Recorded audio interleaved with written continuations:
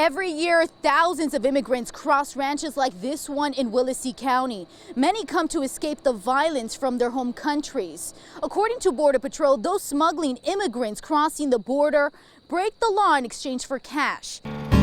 Willacy County.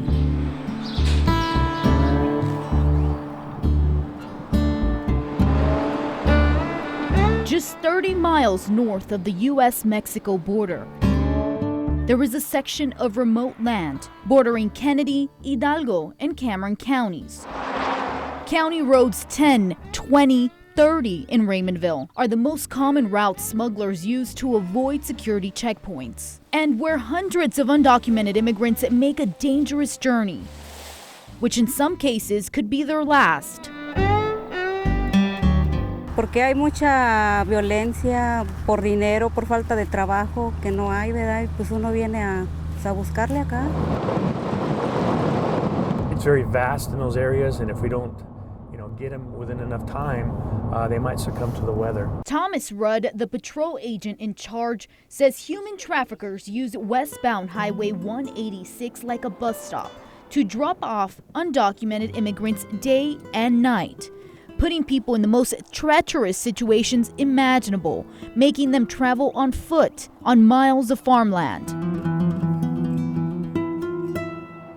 That also makes tracking immigrants even more difficult for the Border Patrol, having to look for any sign that immigrants have passed through this area, from torn down fences to markings on the ground. There's sign of a vehicle that might have stopped abruptly or took off abruptly or turned around in the middle of a curve or in the middle of a road, which, typically a rancher won't do that. But when it rains, the trek becomes impossible. When the sun's back out here, 80 degrees is walking in this sand, basically. It's like walking on a beach. 80 degrees is pretty hot, and they'll succumb to the weather, twist an ankle, and then they're left behind. Tracking immigrants has become a little easier thanks to modern technology, like cameras and sensors on the ground. Recently, agents were able to identify this area off Knopf Road as one of the human smuggling drop-off points. If you take a walk with me, smugglers were able to make their way down this path, and they made a hole through the fence. Eventually, agents arrested 30 immigrants. Since that day, this road has been considered a hotspot. Agents believe this was left behind by the same people who wanted to get through. Over time, agents discovered their best weapons to curb human smuggling are actually the residents of Willacy County. They tell us some of the areas that they've experienced where traffic has been coming in, where they might interrupt the lease, the hunting, anything that might be going on, or if it's a farming area, if there's crops that's been destroyed. Proximate. Albert Tropy has been living on this property in Raymondville for more than 50 years. I didn't have this door locked then.